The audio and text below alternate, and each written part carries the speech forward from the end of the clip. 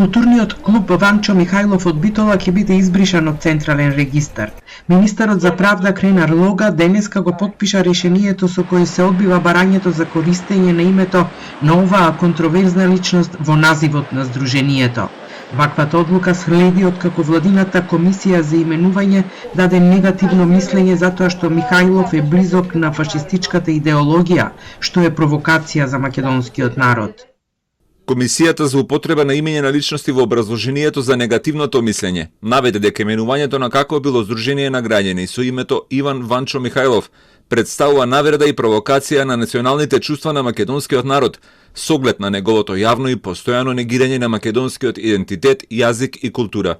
Величењето и славењето на неговиот лик и дело предизвикуваат нетрпеливост, нетолеранција и омраза во македонското општество.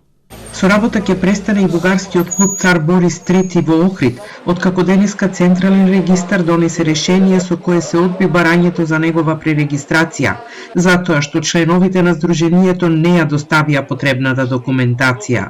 Централниот регистар во текот на денешниот ден донесе решение со кое барањето за усогласување од страна на здруженијето Цар Борис III од Охрид го одби, од причина што во законски предвидениот рок од 30 дена не се доставени бараните документи дадени во известувањето, во согласност со Законот за здруженија и фондации.